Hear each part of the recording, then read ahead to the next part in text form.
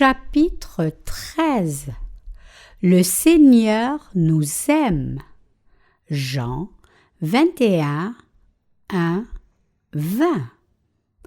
Après ces choses, Jésus se manifesta encore aux disciples près de la mer de Tibérias. Et il se manifesta ainsi. Simon-Pierre et Thomas, appelés Didyme, et Nathanaël de Cana de Galilée, et les fils de Zébédée, et deux autres de ses disciples étaient ensemble. Simon-Pierre leur dit : « Je m'en vais pêcher. » Ils lui disent : « Nous allons aussi avec toi. » Ils sortirent et montèrent dans la nacelle. Et cette nuit-là, ils ne prirent rien. Et le matin venant déjà, Jésus se tint sur le rivage.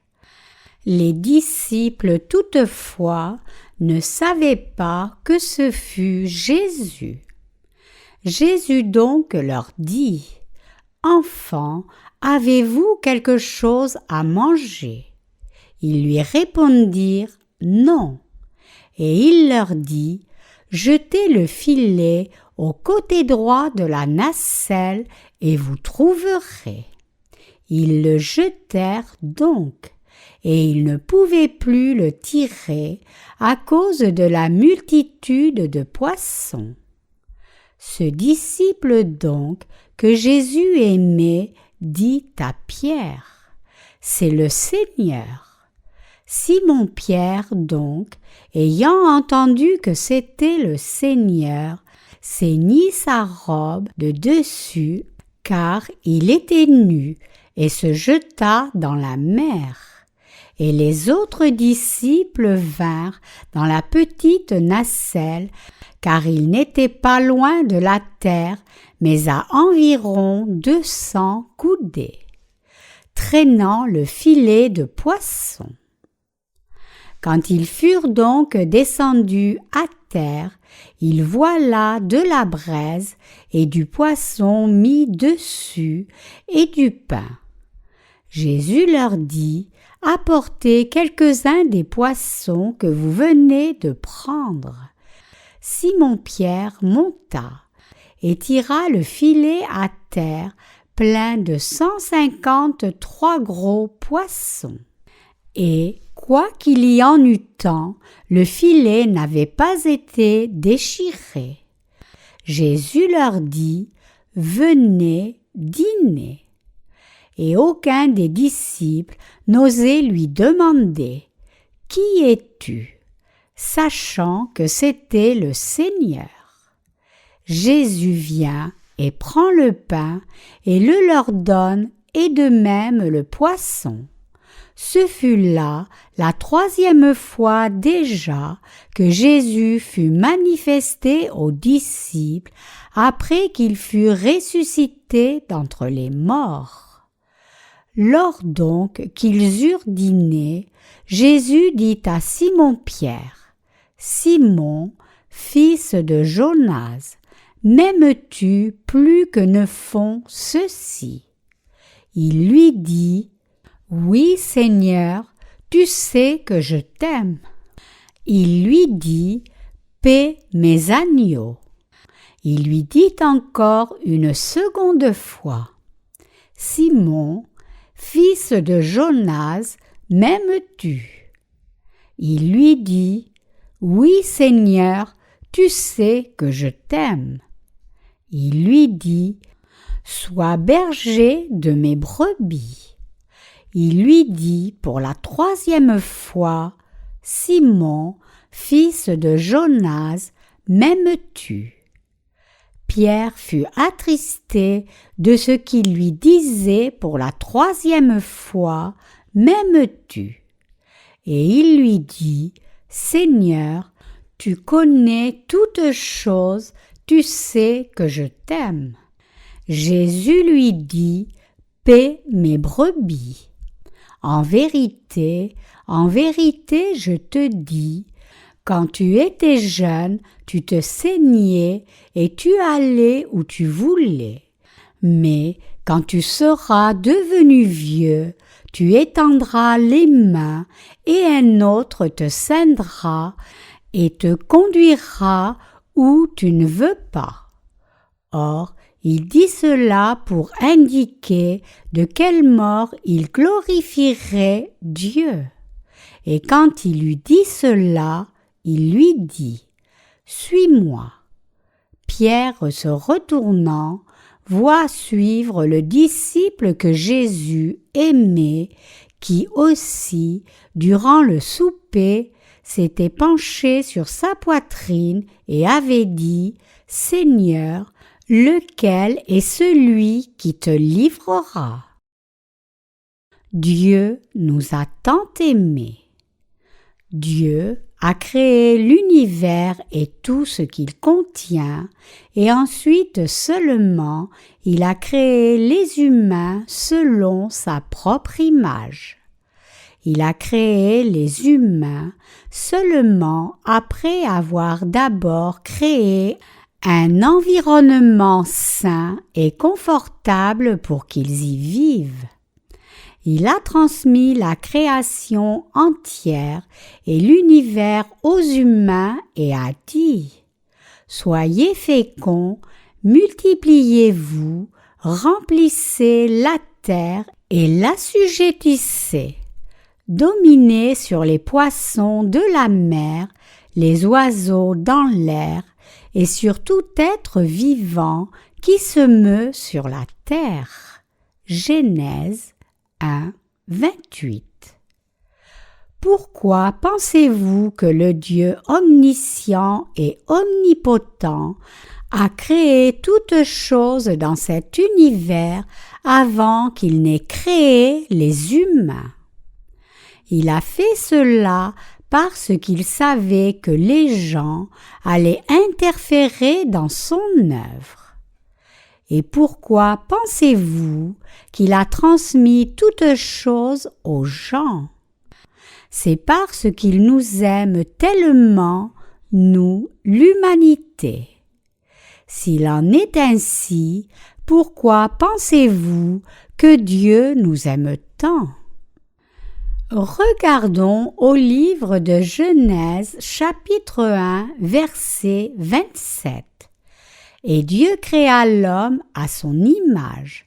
Il le créa à sa ressemblance. Homme et femme, il les créa.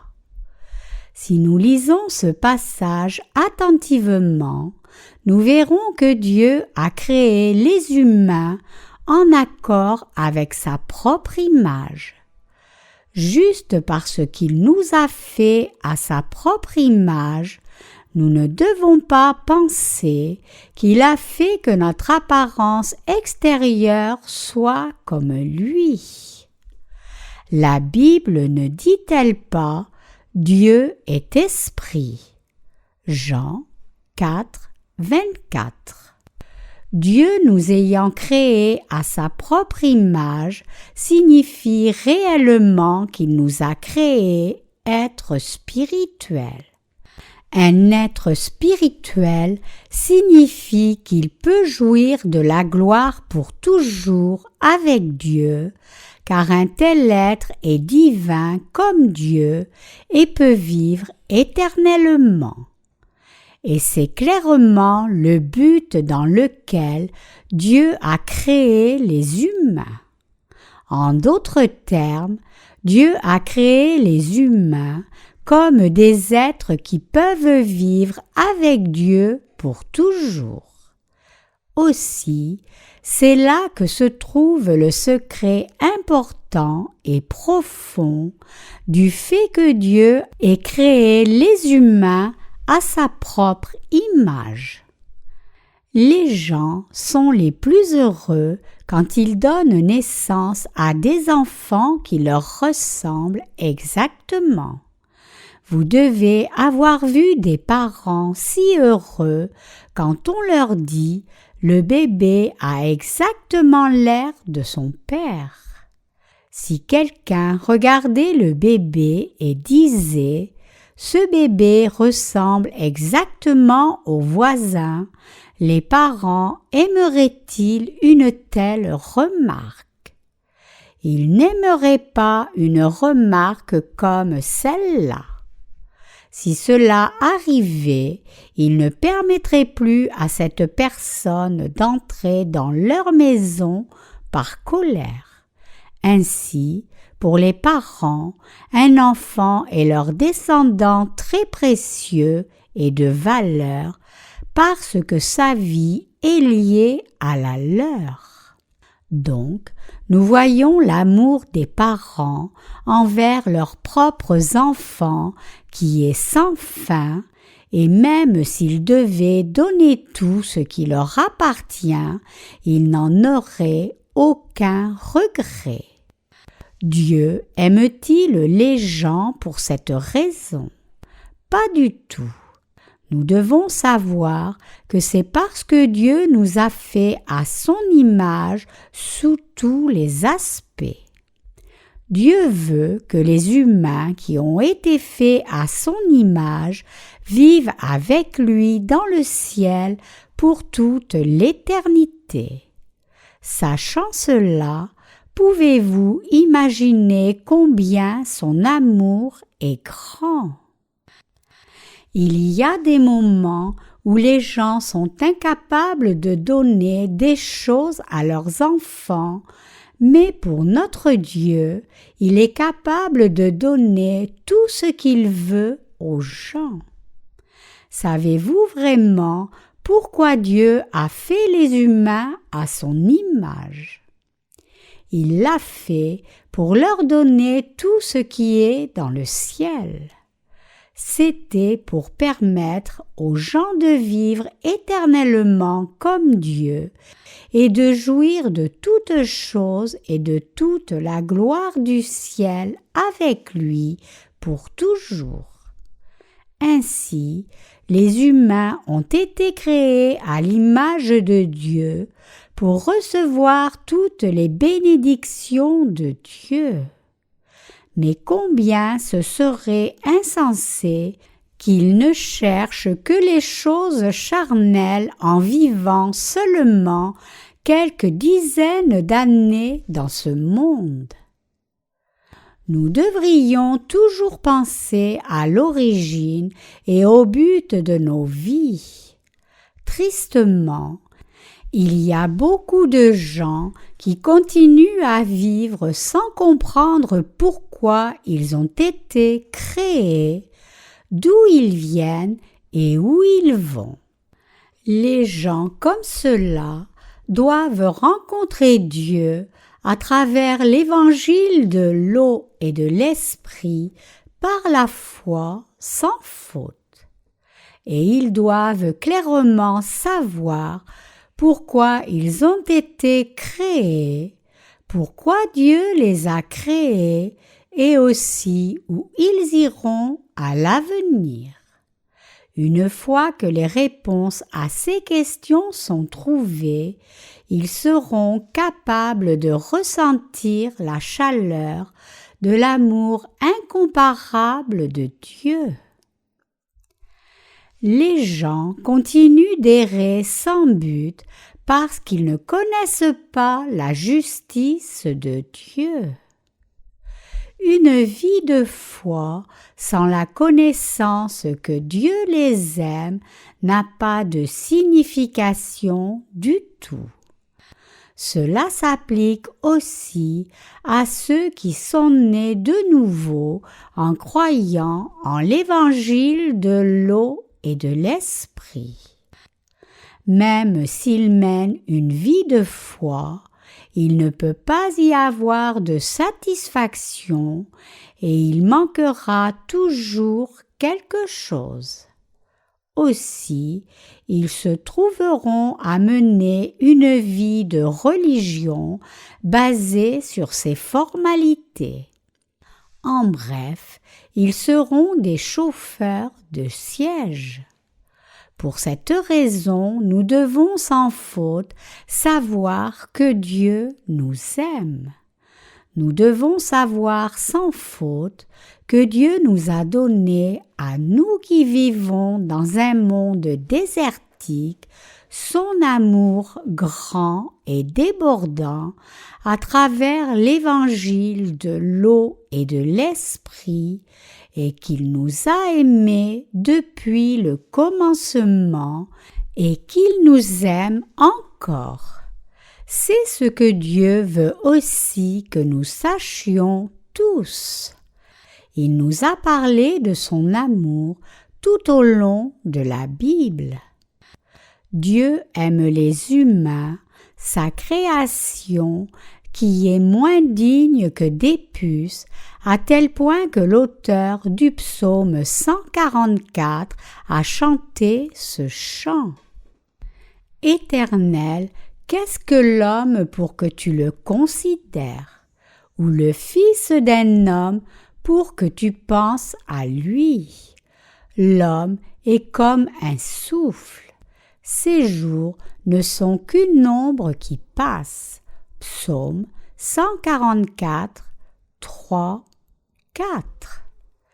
Puisque Dieu aime chacun de nous, il a fait que son Fils unique reçoive son baptême de Jean-Baptiste et s'abandonne à la croix pour que nos âmes ne souffrent pas la destruction, mais plutôt obtiennent la vie éternelle.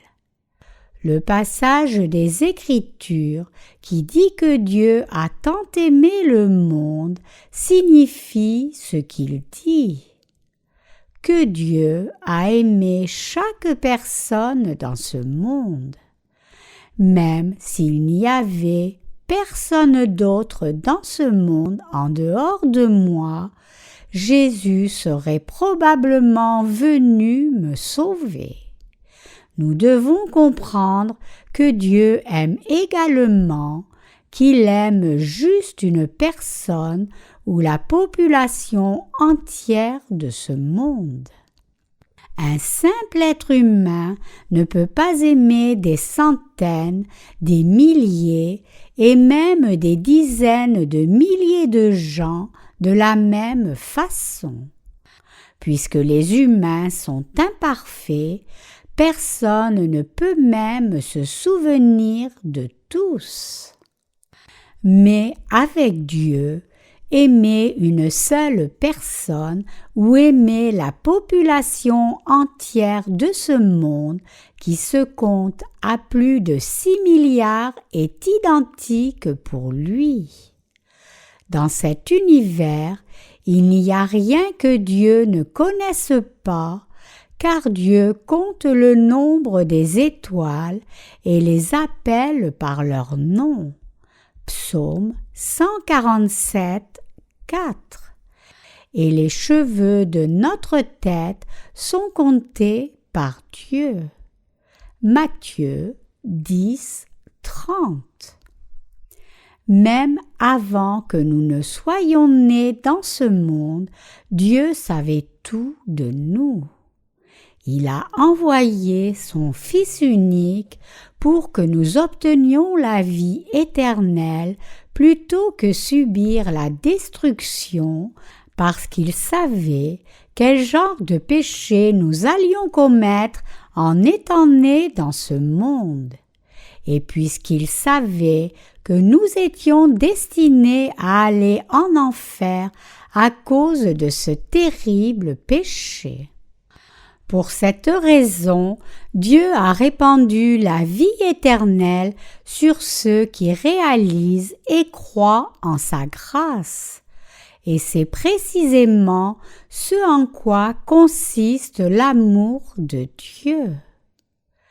Les parents aiment leurs enfants même quand ils sont encore dans le ventre.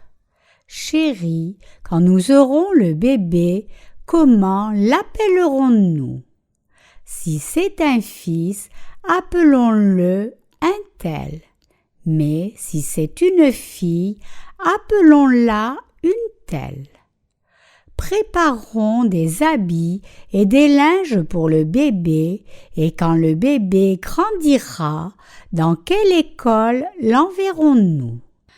Je crois qu'élever l'enfant de telle et telle façon serait le mieux.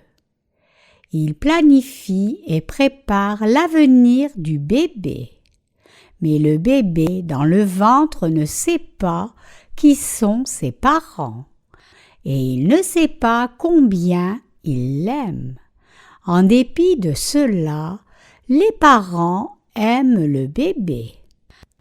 De même, même si nous ne connaissions pas Dieu, il nous a aimés. Peu importe combien nous avons de péchés, l'amour de Dieu sera toujours plus grand que nos péchés. La raison pour laquelle Dieu nous a tant aimés est qu'à l'intérieur de chacun de nous se trouve une âme qui a été créée selon le plan et le but sacré de Dieu. Il n'y a pas d'autre raison. Même si des enfants ne sont pas aussi bien que les enfants d'autres gens et font du désordre, les parents les aiment toujours. Quand un enfant est aux portes de la mort à cause d'une maladie sérieuse, il s'inquiète même que l'enfant ne meure. Même si un enfant est handicapé physiquement, les parents aiment encore l'enfant et ont pitié de lui. Peu importe combien de péchés nous pouvons avoir, Dieu ne veut pas qu'une seule âme parte en enfer. Il méprise le péché, mais il aime les humains. Même si les humains sont éphémères et que leur vie entière est comme une ombre qui passe, il y a néanmoins dans cette vie, telle une ombre, une âme. Aux yeux de Dieu, chaque âme est précieuse. Je serai glorieux aux yeux du Seigneur. Ésaïe 49, 5. Quand je me vois, je ne suis pas si spécial et aux yeux des autres, je peux même sembler moins spécial encore. Mais Dieu me voit comme quelqu'un de glorieux. Cependant, si nous ne connaissons pas le but pour lequel Dieu nous a créés et que c'est l'âme de chacun de nous et que Dieu aime beaucoup cette âme, nous serons détruits pour être devenus malheureux et abaissés comme un animal. Nous devons donc faire tous les efforts pour trouver Dieu au milieu de nos vies occupées sans faute, en réalisant clairement cette vérité. C'est la même chose avec nos vies de foi. Même après être nés de nouveau, nous devons continuer à connaître l'amour de Dieu. C'est parce que notre foi n'est pas juste une foi absurde et religieuse créée par des gens. Dieu, en qui nous croyons, est le vrai Dieu vivant et agissant. Il est vrai qu'il nous a fait à partir de la poussière de la terre et du souffle de vie, et maintenant même il est près de nous et veille sur nous. Pour cette raison, nous devons mener une vraie vie de foi au lieu de mener une vie de religion aveuglément. Par moments, alors que nous faisons nos affaires et sommes pris dans un certain travail, nos cœurs tombent dans cela et il peut y avoir des moments où nous vivons en oubliant que Dieu est au cœur de nos vies, que Dieu est vivant et que nous nous tenons devant Dieu. Quand cela arrive, nous commençons à mener une vie de foi tiède, comme si nous n'avions pas reçu d'amour, en oubliant combien Dieu nous a aimés. Dieu nous a avertis là-dessus. Dans le livre de l'Apocalypse, chapitre 3, verset 16, il parle de cela. « Voici, puisque tu es tiède et que tu n'es ni froid ni bouillant, je te vomirai de ma bouche. » Donc, alors que nous menons une vie de foi, nous devons toujours ressentir l'amour de Dieu et à travers sa parole, nous devons écouter cet amour. Et quand nous méditons sur ce genre d'amour que Dieu nous a donné chaque jour, nous ne serons jamais en mesure de mener une vie de foi tiède. Notre vie de foi est concrète et réelle. Vous et moi donnons maintenant même notre adoration à Dieu. Nous vivons et travaillons devant Dieu. Ainsi, nous servons réellement Dieu et diffusons aussi l'Évangile devant Dieu. Ce n'est pas juste un argument futile, mais c'est un fait concret. Vous devez clairement réaliser ce fait. Quand nous nous tenons devant Dieu et nous voyons tels que nous sommes, nous pensons à ce que nous faisons devant Dieu et aussi à quelle sorte de grâce et d'amour nous avons reçu de lui. Cela signifie que nous pensons à quelle sorte d'être nous sommes nous-mêmes et aussi avec quelle sorte d'amour et de grâce nous vivons. Puis, nous réalisons que nous nous tenons maintenant même devant Dieu à cause de cette grâce et que nous vivons si paisiblement devant lui. Si nous réfléchissons sur nos vies juste un peu, nous reconnaissons pleinement que Dieu nous aime. Alors que nous retraçons nos vies depuis le moment où nous étions pécheurs, en n'ayant pas rencontré le Seigneur, nous pouvons voir combien Dieu nous aime et combien il nous a conduits tout au long du cours de notre vie. Et aussi, nous réalisons que nous sommes devenus glorieux devant Dieu et qu'il nous aime. Par moments, nous oublions que nous menons nos vies devant Dieu. Les mots helléniques coram Deo signifient devant la face de Dieu. Et cela signifie que c'est vraiment devant la face de Dieu que nous recevons notre salut de nos péchés et vivons notre foi. Mais en dépit de cela, nous oublions ce fait si souvent. Les disciples de Jésus ont aussi découvert que Dieu les aimait. C'est pour cela qu'ils ont mené une vie de diffusion de l'évangile de l'eau et de l'esprit par le monde connu tout entier, en devenant les serviteurs de Dieu après que Jésus soit monté au ciel. Les disciples qui avaient mené une telle vie sont montés dans le royaume des cieux avant nous. Et maintenant même, ils résident dans le ciel avec le Seigneur. Après avoir accompli l'œuvre de prendre les péchés de toute l'humanité, en recevant son baptême de Jean-Baptiste au Jourdain, Jésus a été crucifié à mort.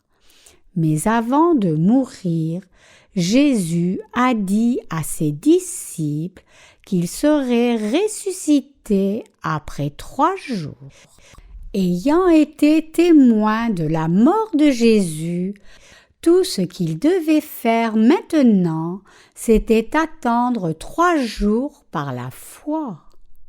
Mais même si ses disciples avaient entendu ces paroles sur la résurrection de Jésus assez souvent, car ils ne connaissaient pas les Écritures, qu'il devait ressusciter des morts. Jean 29. Ils n'étaient pas capables de pleinement comprendre sa pleine signification. Et donc, comme c'est montré dans l'Évangile de Marc, chapitre 16, quand Marie de Magdala a témoigné de la résurrection de Jésus et en a parlé aux disciples, les disciples n'ont pas cru cette nouvelle au départ, bien qu'on leur en ait parlé. C'est seulement après avoir rencontré Jésus ressuscité physiquement qu'ils ont alors cru en sa résurrection, et pour Thomas, qui doutait de cette résurrection pour ne pas avoir été là, il n'a cru que lorsque Jésus lui a personnellement montré la marque de la lance dans son côté et les marques des clous dans ses mains. Ce à quoi Jésus a dit : « Thomas, puisque tu m'as vu, tu as cru. Heureux ceux qui n'ont pas vu et qui ont cru. » Jean 20, 29. Ce sont les paroles données pour nous par Jésus. Bien que nous soyons incapables de rencontrer Jésus maintenant même dans ce monde, nous croyons néanmoins en son existence.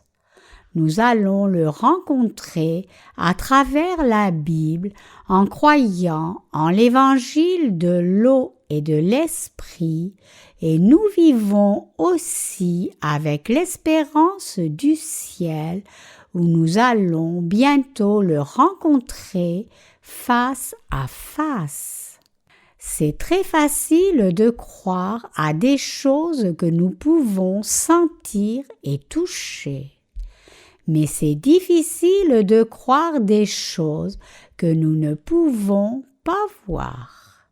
Et c'est pour cela que Jésus a dit que nous sommes plus heureux que ceux qui ont seulement cru en Jésus après l'avoir vu de leurs propres yeux. Jésus nous donne une bénédiction infinie à nous qui croyons en l'évangile de l'eau et de l'esprit. Ayant pris les péchés de ce monde en recevant son baptême de Jean-Baptiste et ayant versé son sang avant de mourir à la croix, Jésus verse sur nous un plus grand amour. Les disciples de Jésus ont de nouveau rencontré Jésus. La lecture des Écritures d'aujourd'hui nous parle de l'événement où Jésus rencontre les 7 disciples, y inclut Pierre, à la mer de Tibériade.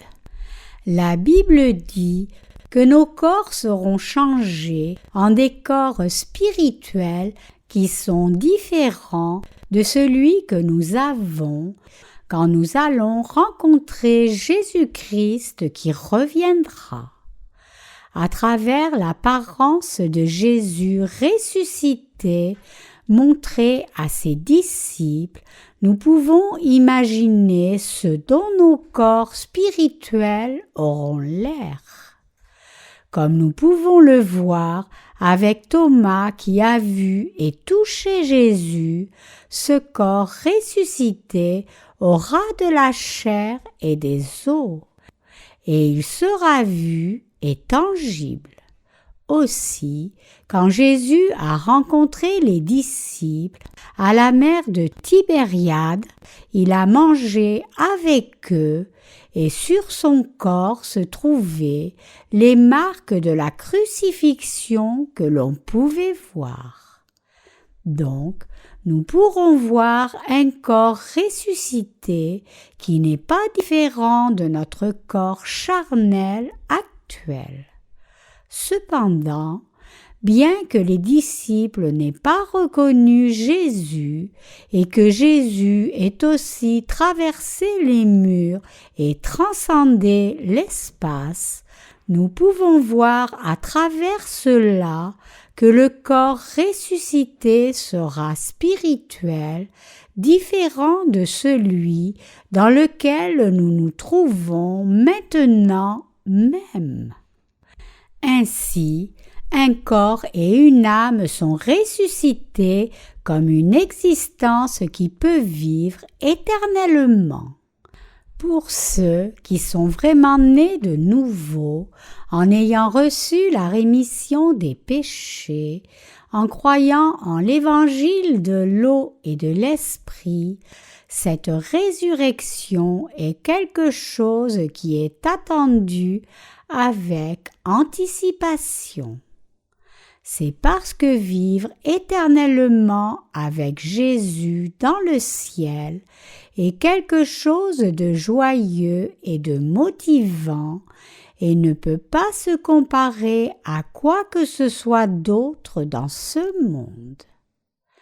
Même pour ceux qui sont devenus les justes comme Jésus, il y a cette résurrection qui nous attend. Mais la résurrection des méchants est différente de celle des justes. Pour ceux qui ne sont pas encore vraiment nés de nouveau, cette résurrection est quelque chose qui est très craint. Comme je l'ai mentionné précédemment, la résurrection des justes est quelque chose de joyeux et de merveilleux, car ils vivront pour toujours avec le Seigneur dans le paradis. Mais pour les méchants qui ne sont pas nés de nouveau, leur résurrection est si agonisante et effrayante, car leur corps et leur âme tomberont dans le feu de l'enfer qui ne sera jamais étanché. À quelle résurrection allez-vous participer? Est-ce la résurrection des justes ou est-ce la résurrection des méchants? Les disciples ont travaillé toute la nuit pour attraper du poisson, mais ils n'en ont pas attrapé un seul. Mais Jésus leur est apparu très tôt et leur a dit de jeter le filet de l'autre côté, et ils ont attrapé 153 grands poissons. Vous pouvez penser que cette scène est familière. Vous avez raison. Quand Pierre et les autres pêcheurs, Jacques et Jean, ont rencontré Jésus pour la première fois, quelque chose de semblable s'est passé. À l'époque, ils avaient aussi pêché toute la nuit sans attraper de poissons.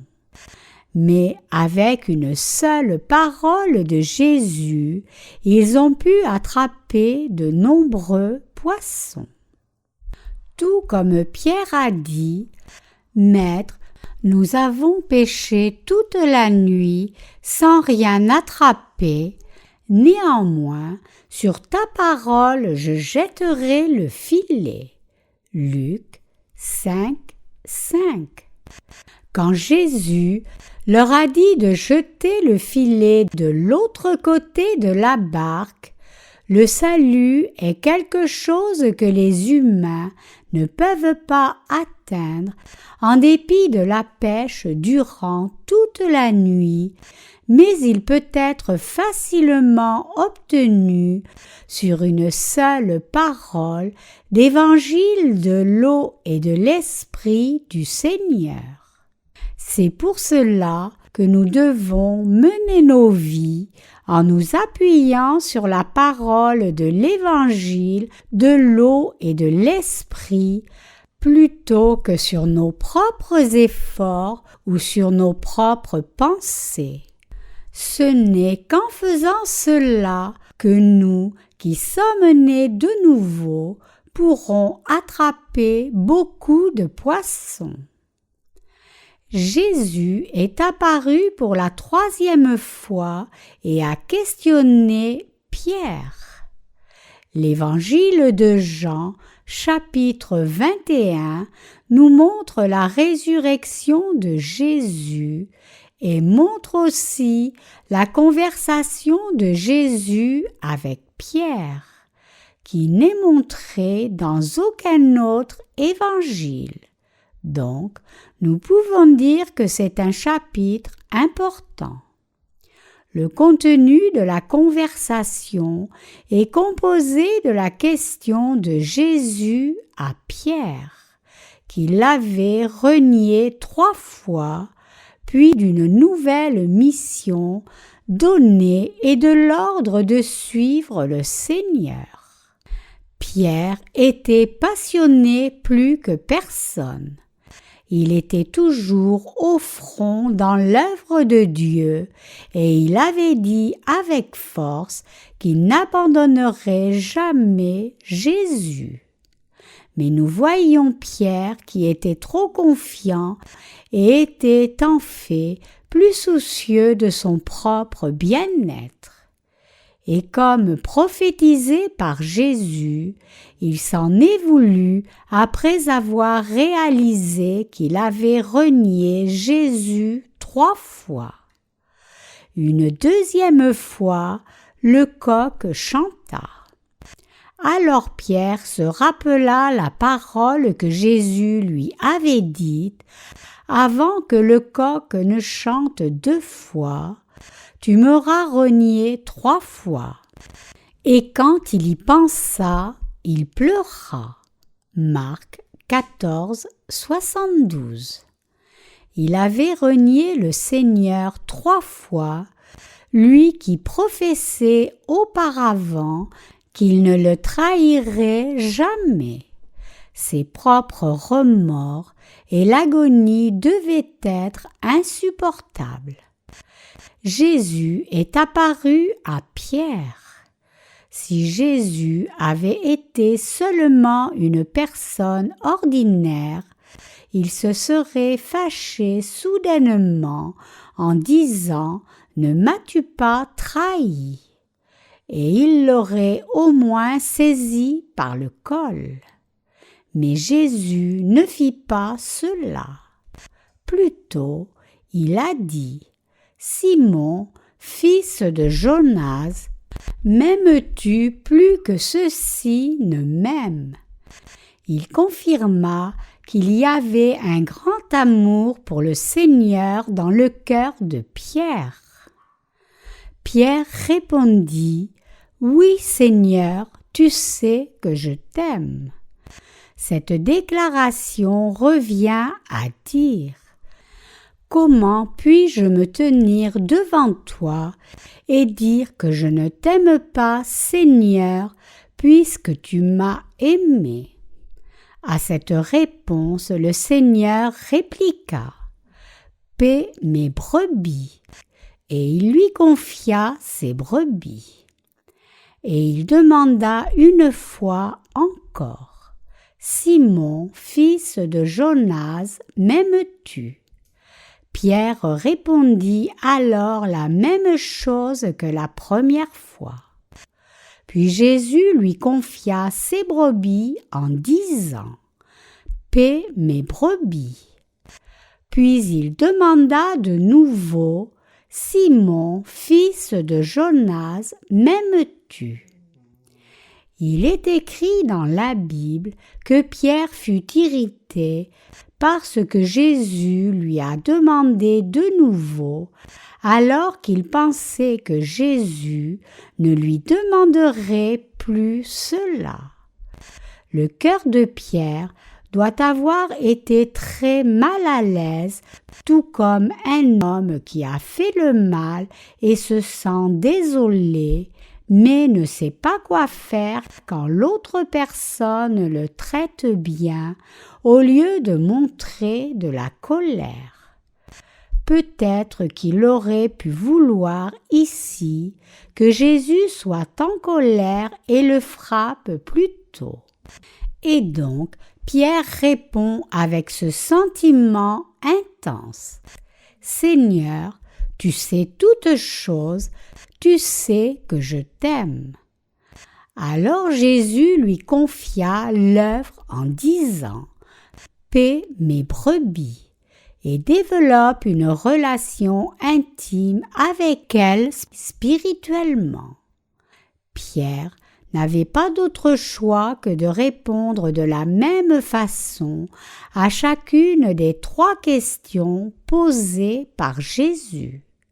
C'est parce que Pierre avait médité sur le fait que Jésus avait accepté et effacé tous ses péchés par son baptême et son sang versé, qui est sans équivoque la grande vérité du salut. Après cela, Pierre a continué de diffuser la justice de Jésus plutôt que sa propre justice. Et après avoir diffusé l'évangile de l'eau et de l'esprit et subi son martyre comme prophétisé par Jésus, il est ensuite entré dans le sein du Seigneur. En questionnant Pierre ainsi, lui qui avait renié Jésus 3 fois, Jésus a confirmé son amour pour Pierre. D'abord, Pierre suivait Jésus seulement avec ferveur. Mais après avoir expérimenté un si grand amour de Jésus de façon personnelle, avec la force de cet amour, il était en mesure de diffuser l'Évangile en subissant son propre martyre. Nous sommes aussi ceux qui avons réalisé l'amour de Jésus à travers l'évangile de l'eau et de l'esprit. Donc, nous n'avons pas d'autre choix que de rendre témoignage de Jésus jusqu'à ce que nous mourions avec la force de l'évangile de l'eau et de l'esprit. Les questions que Jésus a posées à Pierre sont exactement les mêmes questions qu'il nous pose maintenant. Dieu nous a donné à vous et moi la même confession que celle de Pierre. Pierre a professé « Seigneur, tu sais toutes choses, tu sais que je t'aime ». Il nous a donné une telle confession dans nos cœurs par l'évangile de l'eau et de l'esprit. Nous sommes devenus ceux qui ne peuvent qu'aimer le Seigneur, non parce que nous avons aimé le Seigneur en premier, mais parce que le Seigneur nous a aimés en premier par l'eau et le sang, et nous a montré cet amour personnellement. Donc, plus que tous les gens de ce monde, nous aimons aussi le Seigneur. C'est parce que le Seigneur nous a aimés le premier par l'évangile de l'eau et de l'esprit. Puisque le Seigneur nous a donné l'amour, nous sommes devenus ceux qui aiment le Seigneur plus que tout ou quiconque dans ce monde. Chers croyants, notre Seigneur a fait de nous des gens qui savent ce qu'est réellement le vrai Évangile. Il a aussi fait de nous des pratiquants de son amour. Nous sommes croyants en l'Évangile de l'eau et de l'Esprit qui aimons le Seigneur plus que toute autre personne dans ce monde. Personne dans ce monde n'est plus aimable que le Seigneur. N'est-ce pas vrai?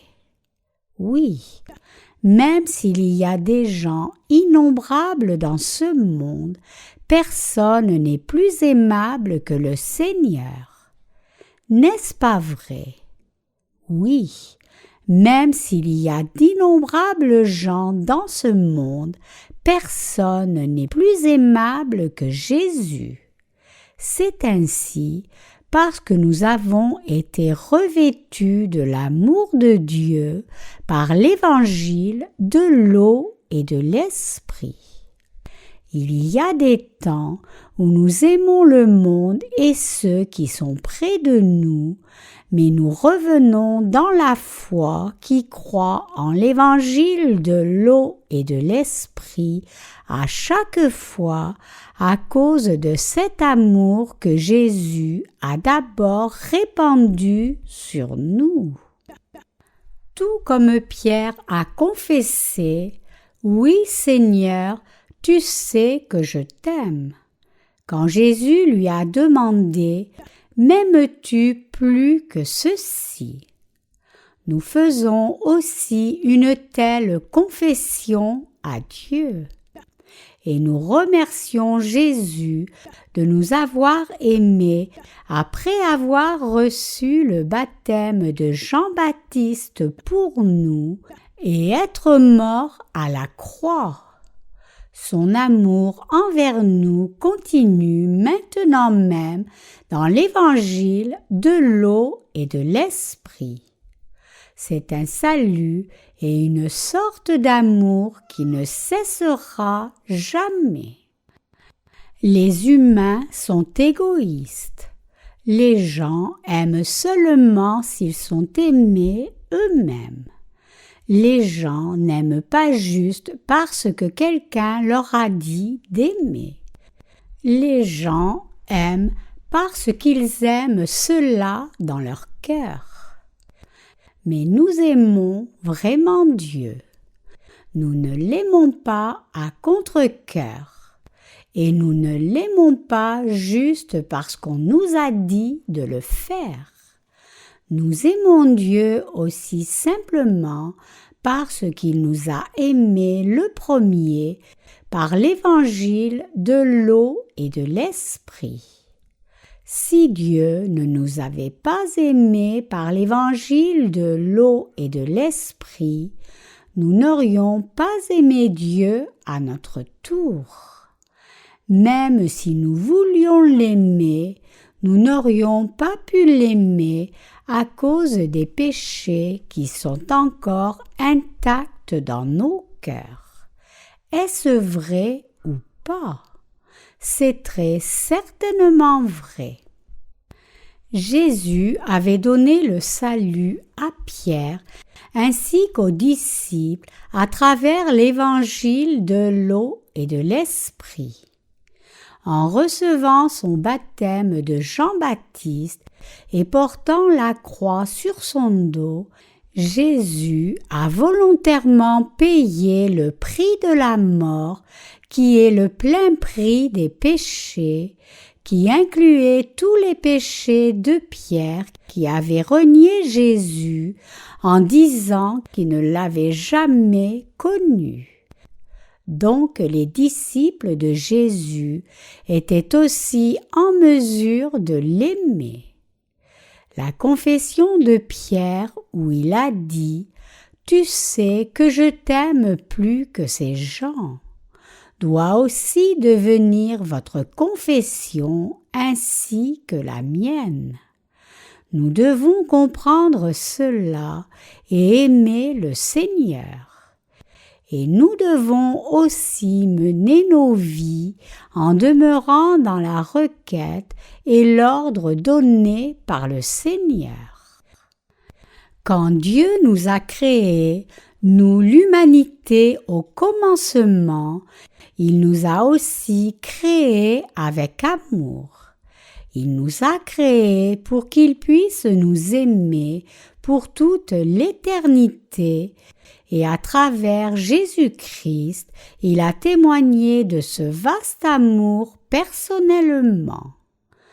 Nous avons reçu la rémission des péchés en réalisant cet amour à travers l'évangile de l'eau et de l'esprit.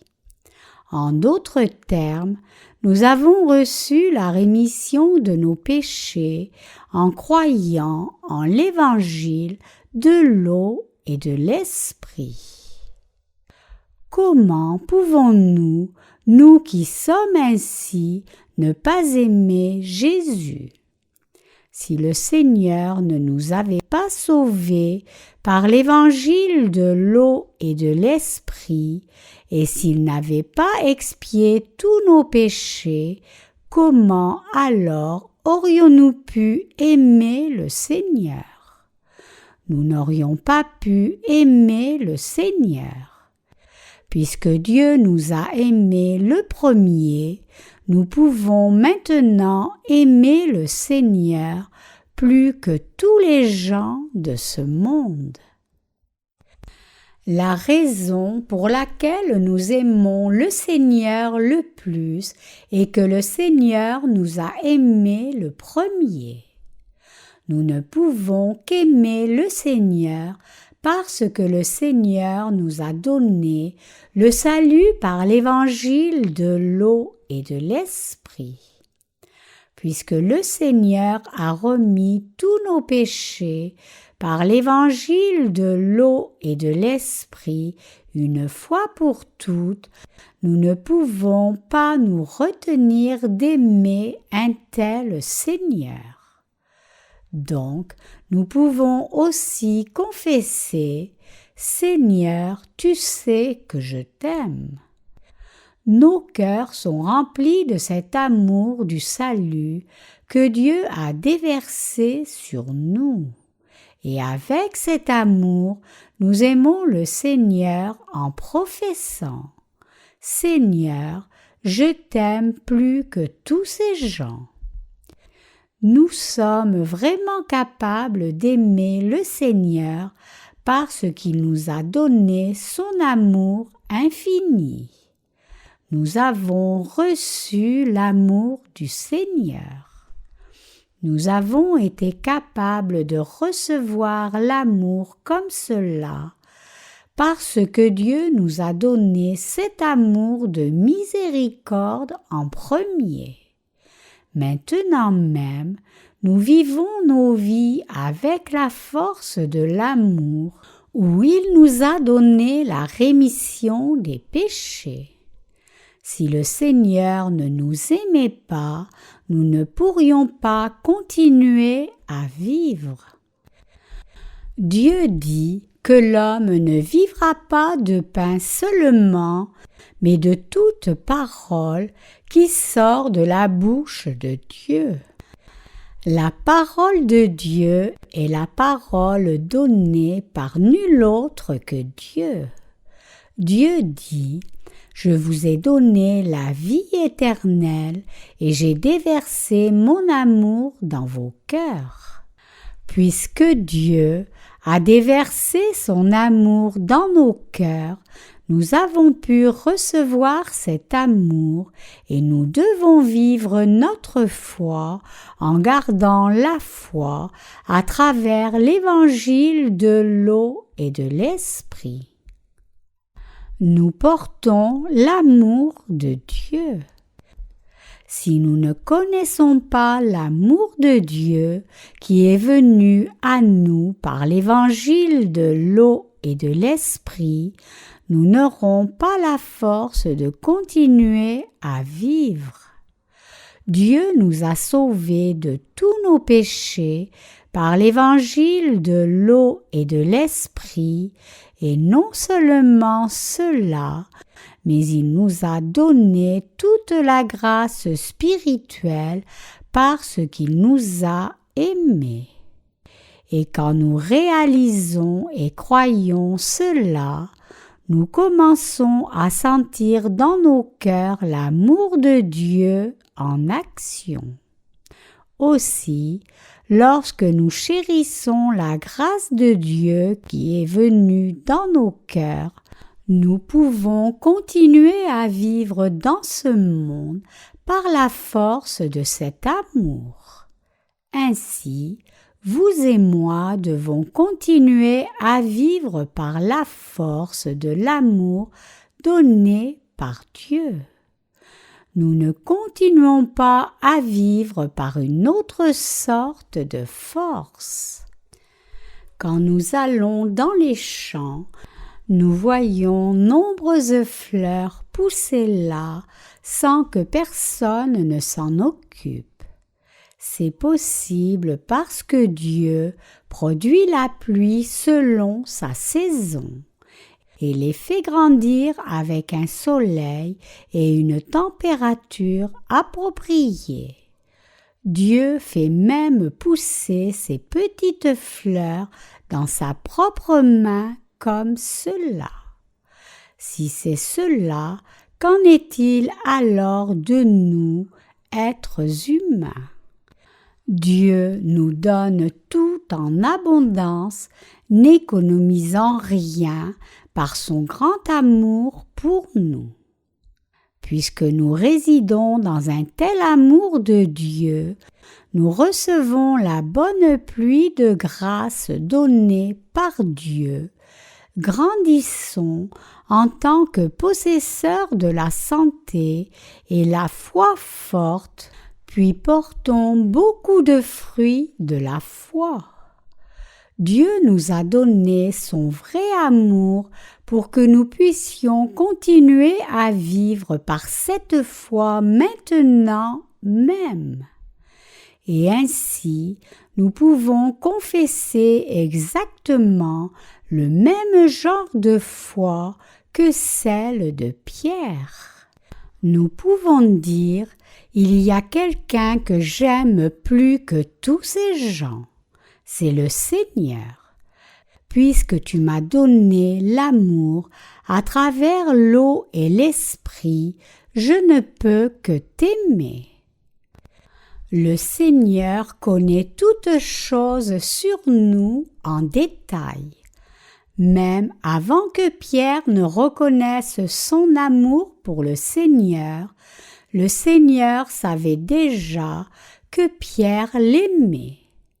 Puisque le Seigneur m'a aimé ainsi, le Seigneur sait que son amour est dans mon cœur et aussi que je ne peux qu'aimer le Seigneur plus que toute autre personne. Personne ne sait cela, mais le Seigneur le sait. Le Seigneur ne m'a-t-il pas aimé, même s'il savait toutes sortes de péchés que j'allais commettre à l'avenir? N'a-t-il pas déversé son amour sur moi? Je sais que le Seigneur m'aime jusqu'à la fin. Il m'a aimé jusqu'ici et il continuera de m'aimer à l'avenir. Donc, je ne peux pas rejeter mon amour pour le Seigneur. J'aime aussi le Seigneur et le Seigneur sait que je l'aime.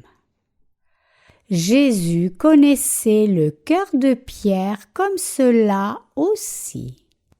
Il savait que Pierre l'aimait. Bien que ses disciples attrapaient du poisson jusqu'alors, Jésus savait que ses disciples l'aimaient aussi. Pierre, ainsi que tous les autres disciples, savaient que Jésus était venu vers eux parce qu'il les aimait. puisque le Seigneur a aimé ses disciples, il est venu les voir pendant qu'ils se cachaient par peur dans leur maison, et aussi quand il discutait avec Thomas, il est aussi venu les voir. Même si les disciples étaient perdus, comme s'ils n'avaient jamais expérimenté son amour, et qu'ils sont partis pêcher du poisson à cause du besoin de nourriture, de vêtements et de logis, comme tous les gens du monde, le Seigneur les a néanmoins aimés jusqu'à la fin. Pierre savait que Jésus était venu les voir parce qu'il les aimait. Les autres disciples savaient aussi cela. Tu sais que je t'aime plus que ces gens. Paix mes brebis. Jésus confie les brebis de Dieu à ceux qui aiment Jésus plus que quiconque, connaissent l'amour de Jésus et ont reçu son amour à travers l'évangile de l'eau et de l'esprit. Cela signifie que Jésus confie son œuvre à ceux qui aiment Jésus plus que tout le reste dans ce monde. C'est pour cela que lorsque Pierre a dit « Oui Seigneur, tu sais que je t'aime », Jésus a répondu 3 fois « Paix mes brebis, soigne mes brebis, dirige-les ». Pierre savait que Dieu était venu le voir parce qu'il l'aimait. Il savait qu'il n'y avait pas de raison pour que Jésus vienne voir les disciples s'il ne les avait pas aimés.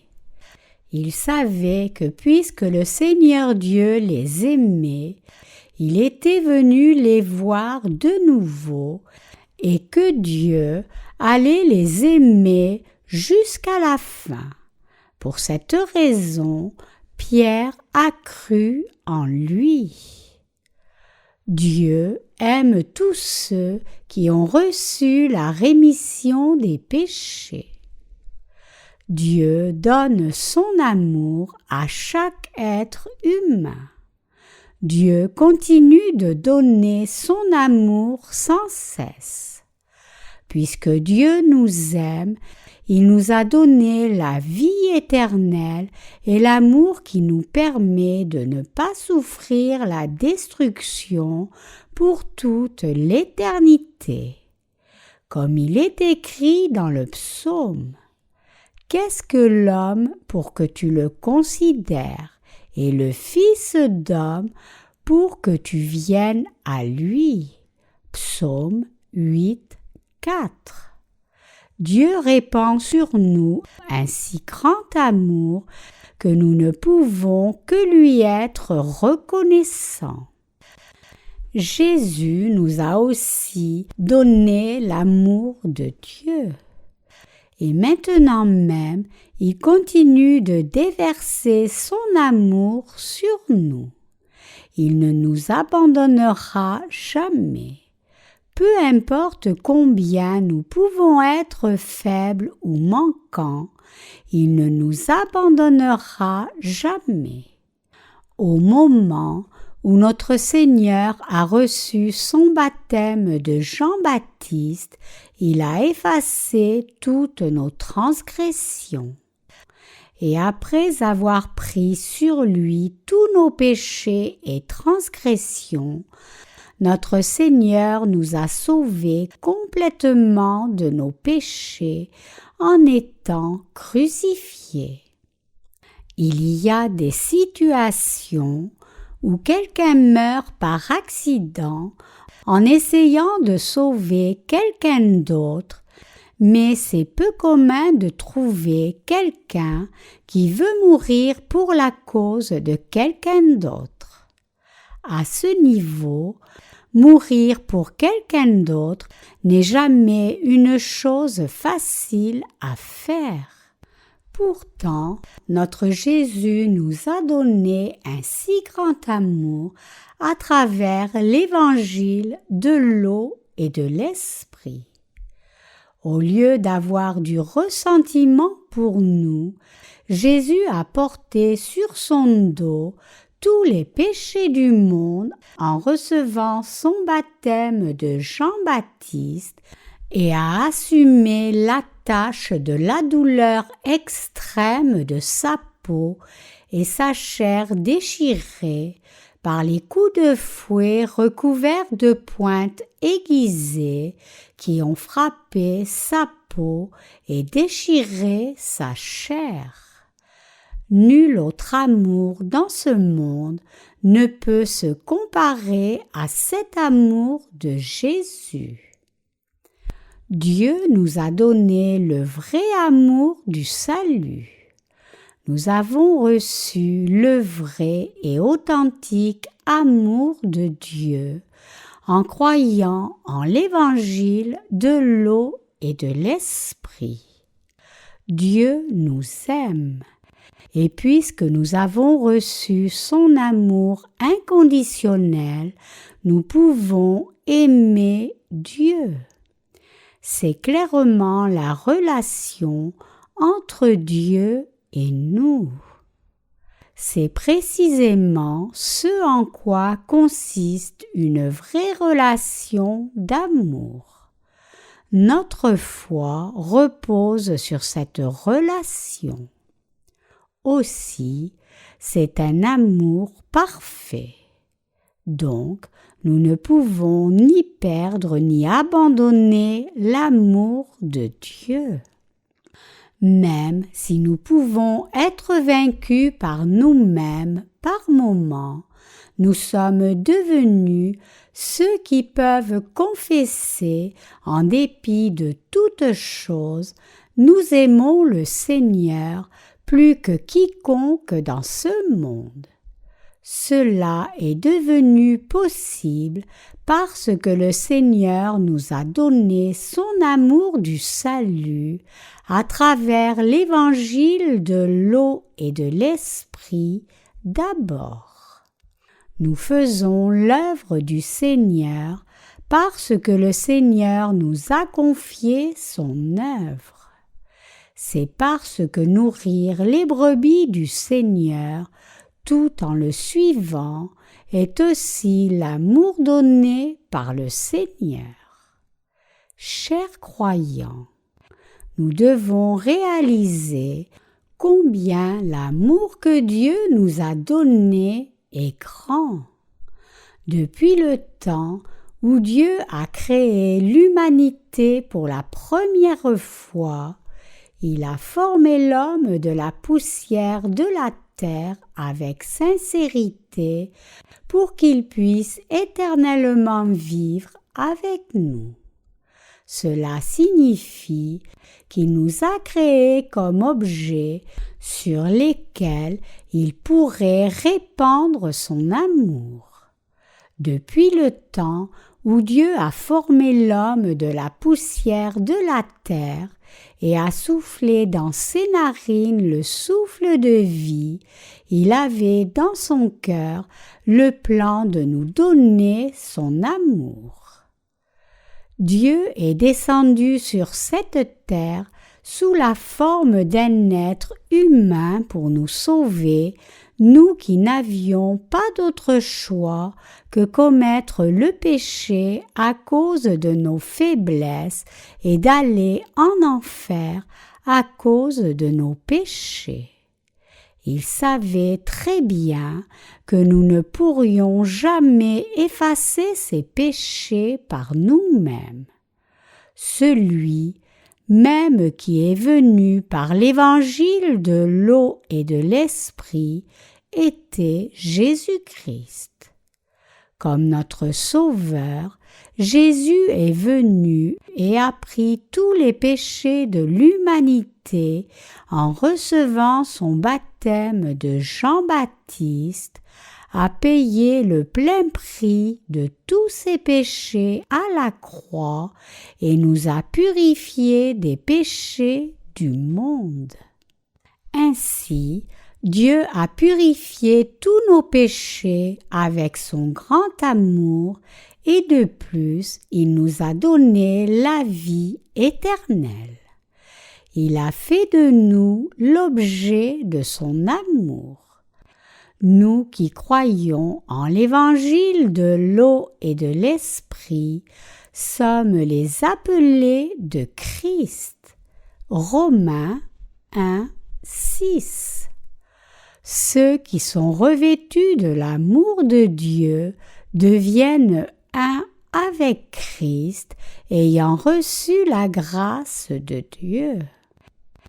Dieu a montré son amour en versant sur nous son grand amour à travers l'évangile de l'eau et de l'esprit. Dieu nous purifie. Nous qui sommes de Christ, en nous sauvant, nous qui ne pouvons que pécher à cause de notre manque et nos faiblesses, à travers l'évangile de l'eau et de l'esprit. Ceux qui croient en l'évangile de l'eau et de l'esprit sont vraiment devenus les enfants de Dieu qui sont couverts de son amour. Vous et moi, qui sommes vraiment nés de nouveau, sommes devenus ceux qui sont de Dieu. Seuls ceux qui croient en l'amour de Dieu peuvent devenir le propre peuple de Dieu.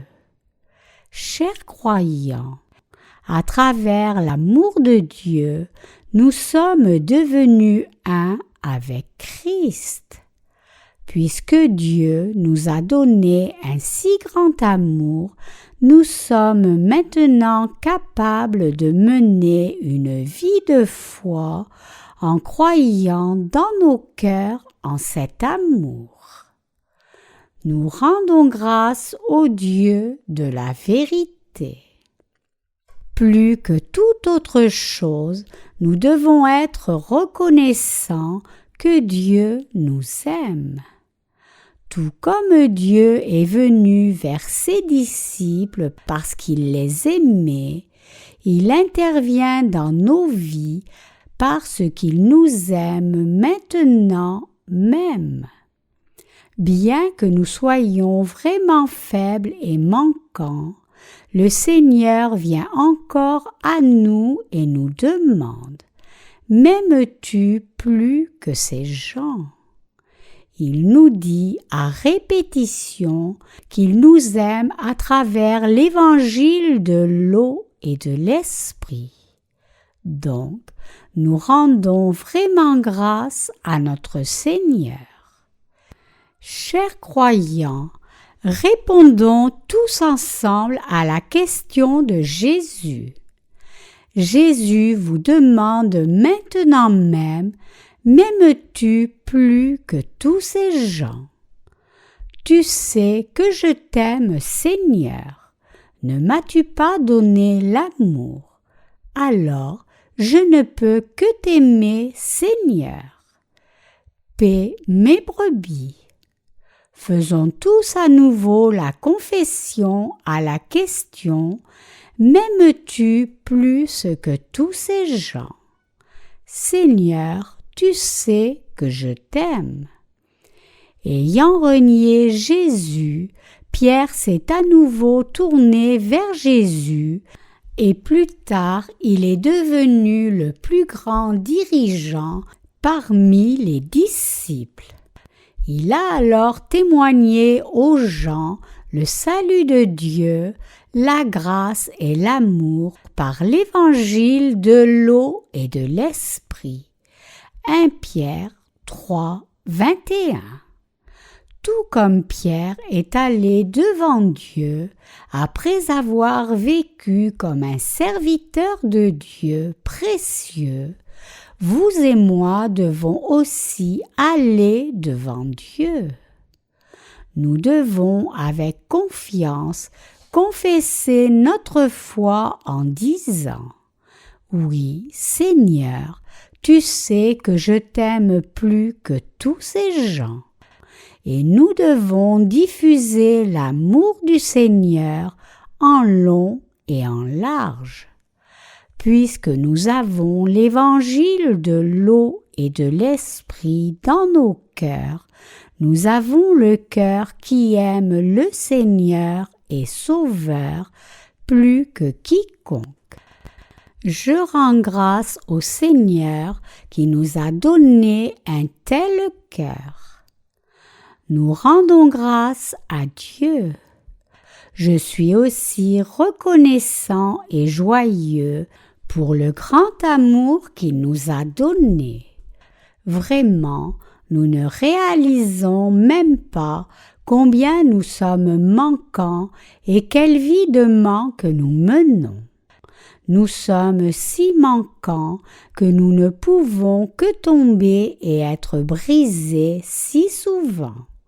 Cependant, à cause d'un si grand amour de Dieu qui est venu à nous par l'évangile de l'eau et de l'esprit, nous pouvons nous relever fermement à nouveau et avec la puissance de l'amour de Dieu, nous pouvons amplement vaincre et continuer à vivre. Je suis juste reconnaissant à Dieu de ce que je suive le Seigneur par l'évangile de l'eau et de l'esprit donné par Dieu. Alléluia, je t'aime Seigneur.